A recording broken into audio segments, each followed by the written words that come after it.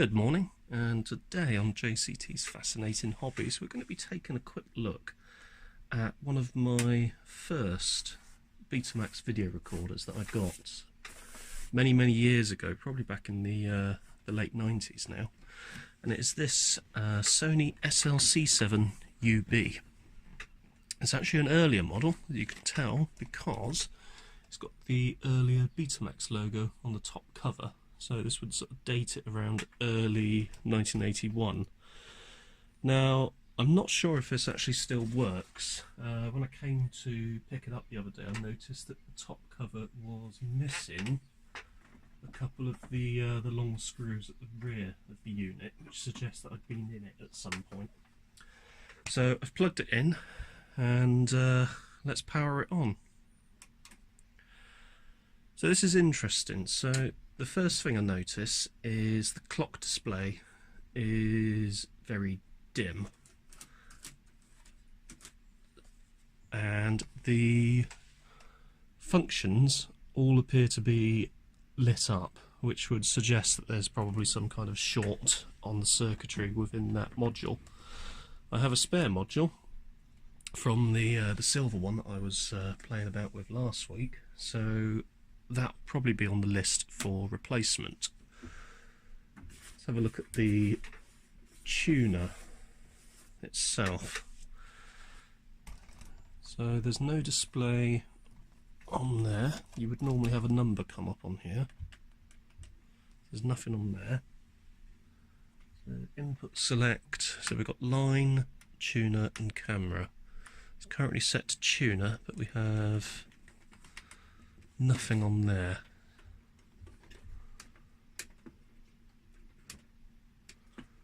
Nothing there, which doesn't bode well. So that may be another area of concern. So let's see if any of the deck functions work. Starting, we've seen if we can get a tape in there. I've got this old Scotch cassette. At least I think it's a Scotch cassette. Oh no, it's a Sony cassette in a Scotch case. Well, that's actually better. One thing I noticed about these Scotch cassettes is there were a certain batch that seemed to shed all of their oxide, and if you use them in a machine, it clogs up the heads. And I discovered that as early as 1998 or 1997 rather. So let's see if let's power it on. I forgot to do that. Still nothing there, but we do seem to have something on the tuner module, which is a good sign. So that's certainly lit up and suggests that it has been tuned in at some point in the past. And switching between line, tuner and camera does seem to turn that off, but we don't have any of the button functions. Although if I press 6, that's obviously tuned into a different frequency. That goes down. 5, 4, 3, 2, 1. Let's see, 7. So it's quite possible that, although it's quite rare, it's quite possible that the vacuum fluorescent display in there has actually gone to air. As they are literally, well, they are, as they say, vacuum fluorescent displays. They sort of work on a similar principle to a valve, where you have a grid, and on that grid, or above that grid, there is a layer of phosphor, which gets energised by electrons striking it, much in the same way as a cathode ray tube, and a similar sort of concept to the old magic eye valves, which you used to have on old radios, which would sort of generally sort of show if a signal was tuned in or not. So, eject. Well, we have something. Let's put this cassette in and see if it laces up. Okay. Play, fast forward.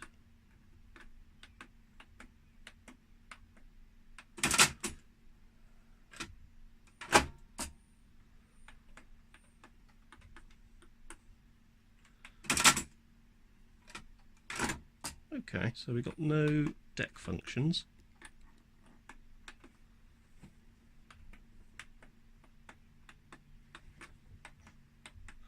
What we do have is a machine that powers on, at least.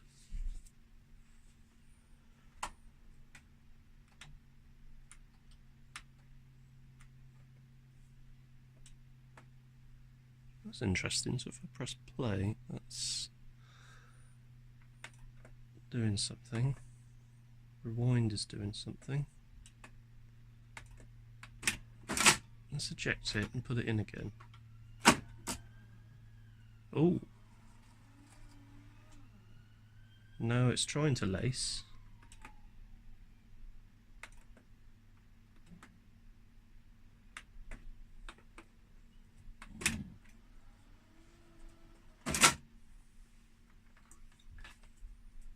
And leaving the tape like that.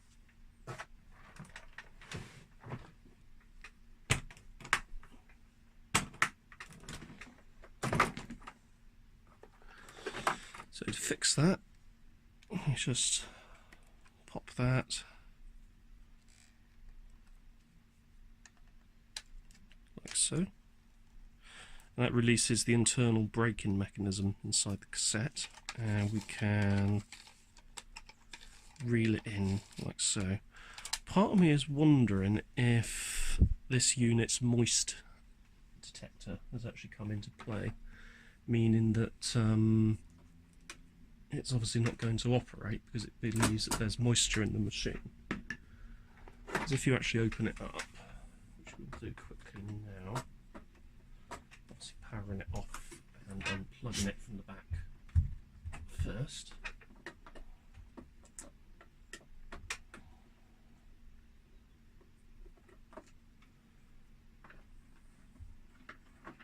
So we'll just whiz these screws out. 2, 3, and 4.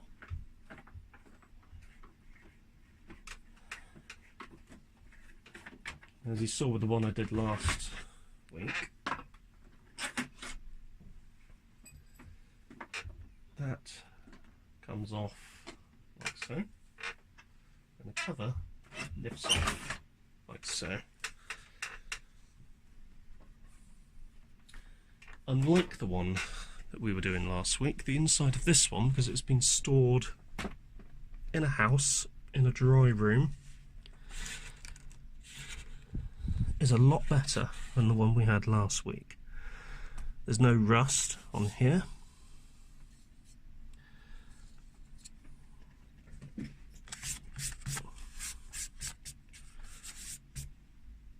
No evidence of water ingress. And really, it looks all pretty good inside, to be honest with you. Now, the interesting point is if we look, spin the head, which is actually a deck motor as well, you can see that the belt is still connected to that idler down there, so certainly something is bound to happen, which is good. So that's a good sign. So let's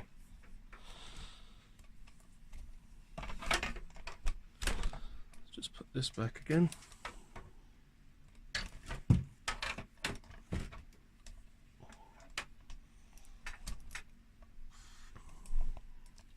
Right, let's plug it back in.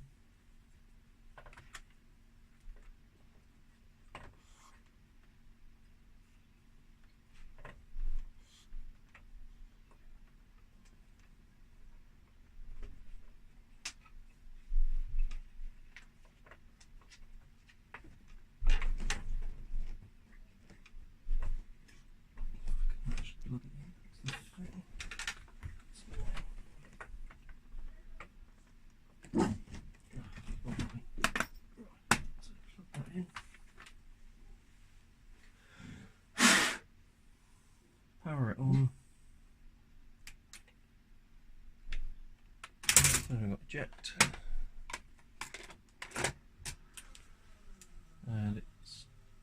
lacing, albeit slowly, not going the whole way, so that could be a bolt issue, or it could be the motor itself which does the lacing of the tape. It is a bit weak, so if I try hit play, it's obviously not fully laced, so it's not going to play, as it should basically lace all the way around, so go all the way around like that and actually click into place just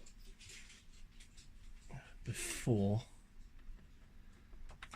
I think it's the erase head it comes close to, or is it the, oh no, it's the audio head. If we whip off this top cover, we can actually have a look and see what's going on. Always remember when you're reassembling these to put these earth-in strips back, and if possible, if you are doing something with it, just temporarily re-earth it to another point you're not going to be touching.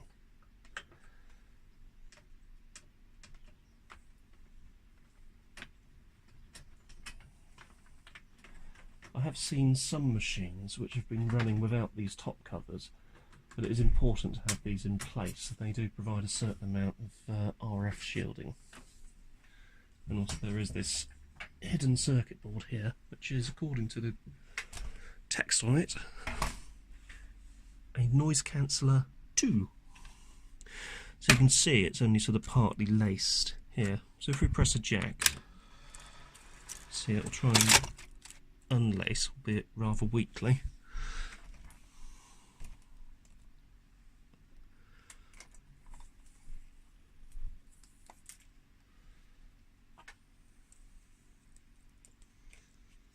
Not quite sure I had this cassette before, but they have written some rude scrawlings on it. It's a copy of Labyrinth on the cassette, but they've written something else on there about not being able to spell the word labyrinth.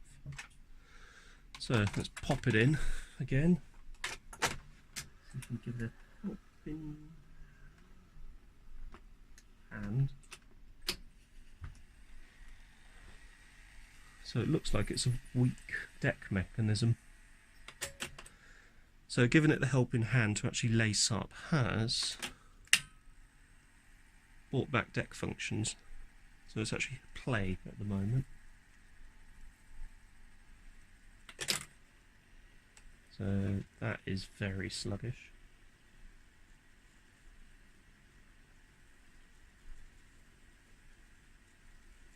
Bear in mind, this has probably not been used since the early 2000s, so I can forgive it for being a little bit fussy about working.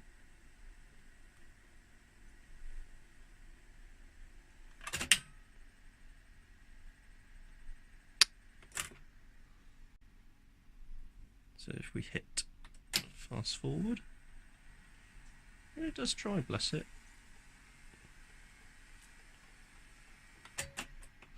This was one feature about early beta machines, particularly Sony, Toshiba and NEC decks, was they would actually leave the tape laced during fast forward and rewind functions, presumably so that you had quicker deck functionality.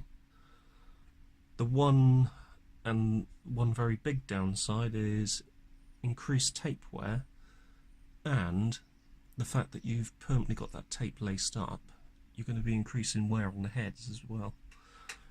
With advances of technology and advances in the resilience of the material that heads are made out of, a lot of the VHS machines in the early 90s through to the end of VHS production also left the tape laced in position during fast forward and rewind functions, although they incorporated a little foam cylinder which would momentarily make contact with the heads during a deck activity, say sort of in between deck rewind or fast forward, so it would hit stop, and as it was unlacing, this little sort of cylinder would make contact with the video head's drum as it was still spinning and provide a certain amount of auto head cleaning, which worked fairly well. I mean, I've got a couple of form decks, which are rebadged Sanyos, provided for radio rentals, and they have never had any replacement heads, and there's no sort of tearing or anything on the screen when you play a cassette back through them. So it seemed to be something that was actually sort of perfected in the end and did work rather well. So we're just going to try and eject this and see if it actually unspools. It doesn't, so I'll just be a bit careful bringing the cassette out. Gently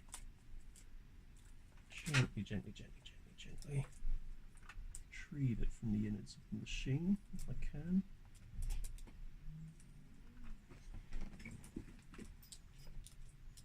There she comes. Whenever you're testing a video machine, be it VHS, Betamax, Video 2000, U-matic, whatever, always use a cassette that you don't really care about for testing. It's actually got trapped behind there. That's annoying. So that is actually properly trapped now. So what we'll need to do is fake a cassette. There you go. So ruined it even more by just throwing it with wanton abandon. So if you look in here, you've got that, which tells you if the tape can be recorded on or not, and this, which tells the machine if there's a tape in the machine or not. So let's just hit eject, get that to reset. There we go. So we're going to leave it here for today.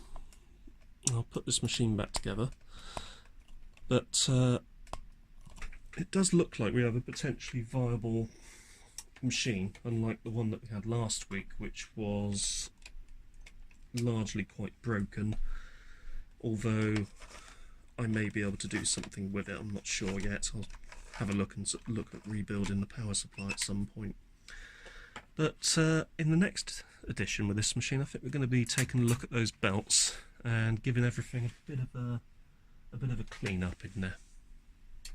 So if you found this video interesting, don't forget to hit that like button, and also consider subscribing to JCT's Fascinating Hobbies, and also thank you very much again for watching. One thing I forgot to mention